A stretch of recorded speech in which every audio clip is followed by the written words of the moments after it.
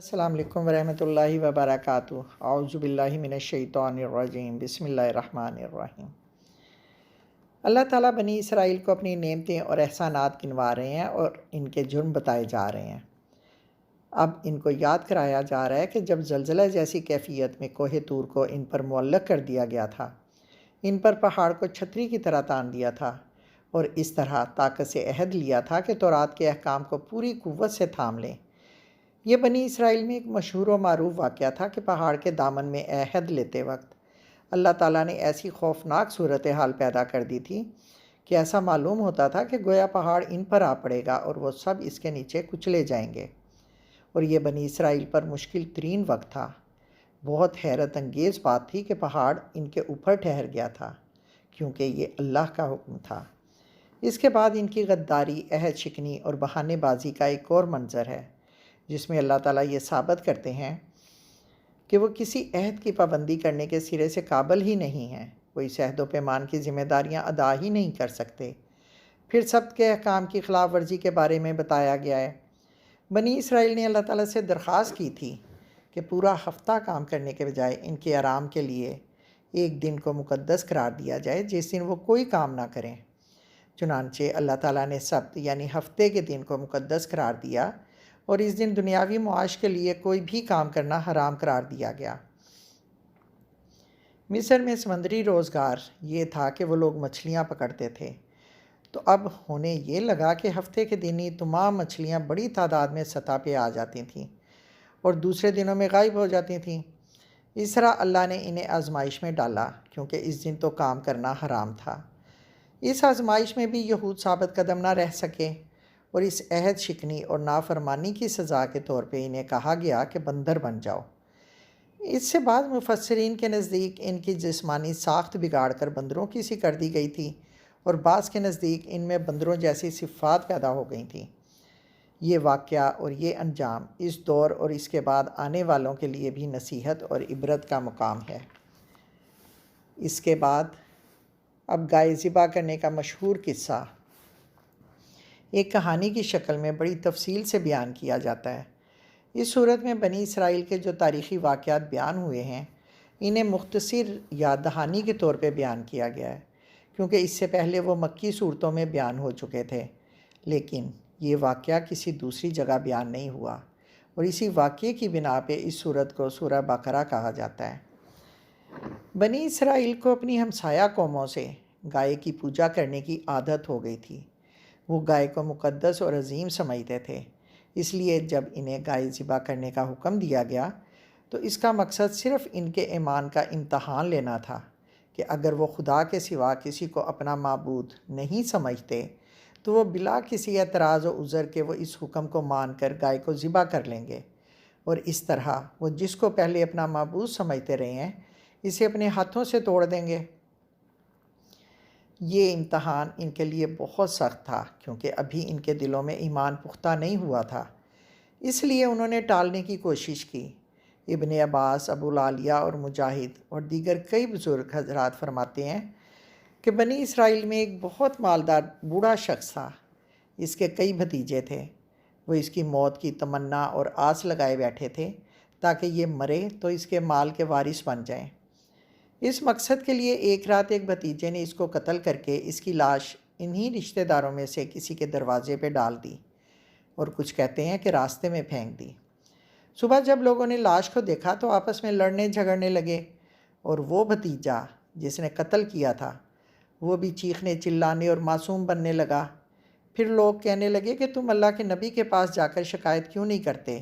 تو اس مقتول کا بھتیجا حضرت موسیٰ علیہ السلام کے پاس آیا اور آ کر شکایت کی اور کہا کہ آپ اپنے رب سے اس کے متعلق سوال کریں۔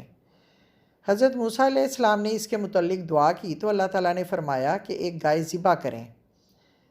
مقصد صرف یہ تھا کہ یہ لوگ گائے کی پوجا کرنے لگ گئے تھے، اس لیے ان سے قربانی مانگی۔ ان لوگوں نے کہا کہ کیا آپ ہم سے مذاق کر رہے ہیں؟ ہم تو آپ سے اس مقتول کے بارے میں، قاتل کے بارے میں پوچھنا چاہ رہے ہیں، اور آپ ہمیں گائے ذبح کرنے کا فرما رہے ہیں۔ یا حضرت موسیٰ علیہ السلام کی دعا ہے، یہ دعا ہمیں بھی مانگنی چاہیے۔ آیت نمبر 67 میں ہے، انہوں نے دعا کی کہ میں اللہ کی پناہ مانگتا ہوں کہ میں جاہلین میں سے ہو جاؤں۔ یعنی میں کیوں مذاق کروں گا اور جاہلوں والی بات کروں گا؟ اگر وہ یہ بات مان کر کوئی بھی گائے ذبح کر دیتے تو ان کا مقصد حاصل ہو جاتا، لیکن وہ بار بار ٹال مٹول کرتے رہے، سوال پہ سوال کرتے رہے کہ گائے کیسی ہو، عمر کیا ہو، رنگ کیسا ہو، وغیرہ وغیرہ۔ اس طرح انہوں نے خود اپنے اوپر سختی کرائی۔ حکم ہوا کہ ایک ایسی گائے ذبح کرنی ہے جو درمیانی عمر کی ہو، نہ بڑی ہو، نہ بوڑھی ہو، نہ بچہ ہو، پھر اس کا رنگ بھی زرد ہو اور اس میں بھی شوخ رنگ کی گائے ہو، دبلی پتلی اور بدصورت نہ ہو، بلکہ اس کو دیکھ کر دل خوش ہو جائے۔ اب بھی جب وہ اور سوالات اور بحث کرنے لگے تو اس حکم کو اور سخت کر دیا گیا۔ جتنی جتنی تفصیلات اور سوالات وہ پوچھتے گئے اتنے ہی گھٹتے چلے گئے۔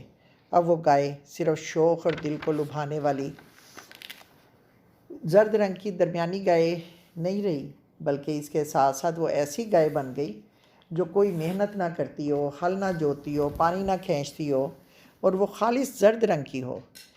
اس میں کوئی داغ نہ ہو اور اس میں کوئی دوسرا رنگ بالکل نہ ہو۔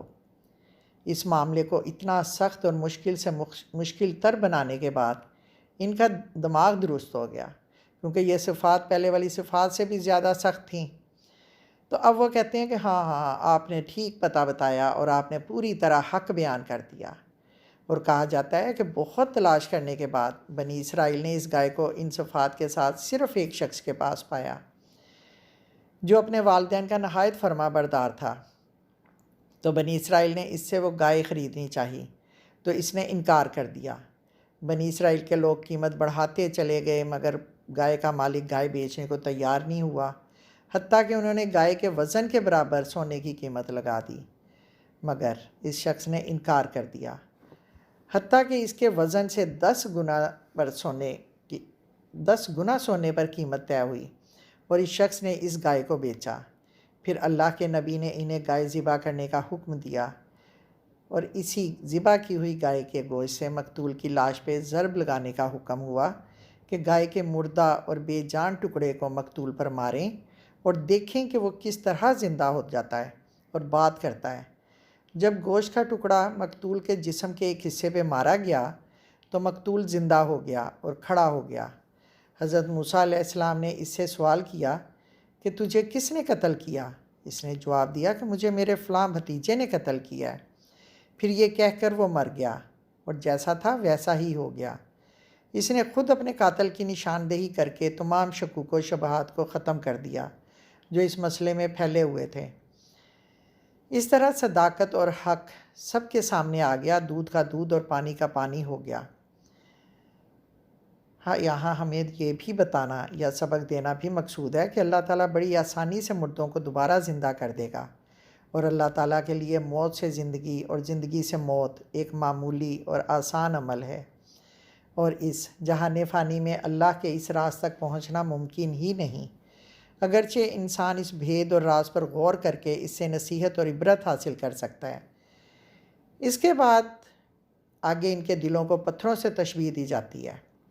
ان کا مقابلہ پتھروں سے کیا جاتا ہے کہ بنی اسرائیل اپنی آنکھوں سے اللہ کی نشانیاں، یعنی ایک پتھر سے 12 چشمے پھوٹ نکلے تھے، اور جب اللہ کی تجلی کا ایک پرتو ایک پہاڑ پر گر پڑا تو وہ ریزہ ریزہ ہو گیا تھا، اور حضرت موسیٰ بھی بے ہوش ہو کر گر پڑے تھے۔ لیکن ان کے دل اس قدر سخت ہیں کہ ان کے اندر کسی قسم کی کوئی نرمی یا تر و تازگی پیدا ہی نہیں ہوتی، ان میں خوف خدا پیدا ہی نہیں ہوتا، بلکہ وہ نہایت سخت اور کافر دل ہیں۔ اس لیے انہیں تنبیہ ان الفاظ میں کی جاتی ہے کہ اللہ تمہارے کرتوتوں سے بے خبر نہیں ہے۔ بنی اسرائیل کو اپنے احسانات گنوانے کے بعد اور تنبیہ کرنے کے بعد اللہ تعالیٰ مسلمانوں سے مخاطب ہوتے ہیں کہ اے مسلمانوں، یہ جو بنی اسرائیل نے بہت سرکشی کی مثالیں قائم کی ہیں، اس کے بعد اللہ تمہاری طرف موڑ رہا ہے، اور وہ یہ کتاب اور وہ کام تمہیں دے رہا ہے، اور تمہیں دینے کے بعد اللہ تعالیٰ کیا فرماتا ہے کہ سب سے پہلے تو اپنی توقعات کسی اور سے نہ لگاؤ۔ یہ یہود ہوں یا نصارہ ہوں، یہ تم سے راضی نہیں ہوں گے جب تک کہ وہ ان کے راستے پہ نہ چلو۔ کیا تمہیں لگتا ہے کہ یہ اب بھی تمہارے ساتھ ہیں یا تمہارے ساتھ چلیں گے؟ یہ کام تمہیں ہی کرنا ہے۔ ہم لوگوں سے اپنی باتیں چھپا سکتے ہیں، لیکن اللہ سے کوئی بات نہیں چھپ سکتی۔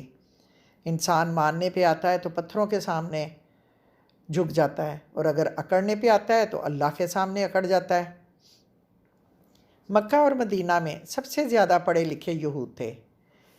اب علم والے بھی اور ان پڑھ بھی، وہ سب حضور صلی اللہ علیہ وسلم کا انکار کر رہے تھے کہ ہمیں فلاں بت بچا لے گا، یا ہمارے آباء و اجداد میں بڑے بڑے انبیاء اور بزرگ ہیں، اس لیے دوزخ کی آگ تو ہمیں ہرگز نہیں چھو سکتی، الا یہ کہ چند روز کی سزا مل جائے تو مل جائے۔ یہ جو یہاں قرآن میں چند روز کا ذکر ہے، تو ایک دن 50,000 سال کے برابر ہوگا، اور 50,000 سال 500 صدیاں بنتی ہیں، 500 صدیاں۔ اور وہ دوزخ کی جو سب سے کم سزا ہے وہ یہ ہے کہ انسان کو آگ کے جوتے پہنائے جائیں گے، جس سے دماغ کھولے گا۔ کیا حشر ہوگا! استغفر اللہ، استغفر اللہ۔ آپ کبھی کبھی بغیر جوتے کے گرمیوں کی دوپہر میں باہر نکل کر دیکھیں تو شاید کچھ اندازہ لگا سکیں کہ 1 منٹ بھی باہر گرم فرش پر ننگے پاؤں کھڑا نہیں ہوا جاتا۔ اس کے بعد جو عقیدہ ٹھیک کیا گیا ہے وہ یہ کہ آرزوؤں اور تمناؤں سے جنتیں نہیں ملا کرتیں۔ جنت ایسی جگہ ہے جہاں نہ ماضی کا غم ہوگا، نہ مستقبل کا خوف ہوگا۔ میں چاہتی ہوں کہ میں جنت میں داخل ہو جاؤں۔ میں چاہتی ہوں کہ اللہ کے نبی میری سفارش کریں۔ میں چاہتی ہوں کہ مجھے جنت الفردوس اور اعلیٰ مقام ملے، مگر کیسے؟ آرزوؤں سے تو نہیں ملے گا، یہ اللہ کی طے کی ہوئی بات ہے۔ اور یہاں پر بھی یہی ہے کہ آرزوؤں سے اللہ تعالیٰ وہ جنتیں نہیں دیا کرتے جب تک کہ عمل نہ ہو۔ اللہ تعالیٰ ہمیں نیک عمل کرنے کی توفیق عطا فرمائے اور جنت الفردوس عطا فرمائے۔ آمین ثم آمین۔ فی امان اللہ۔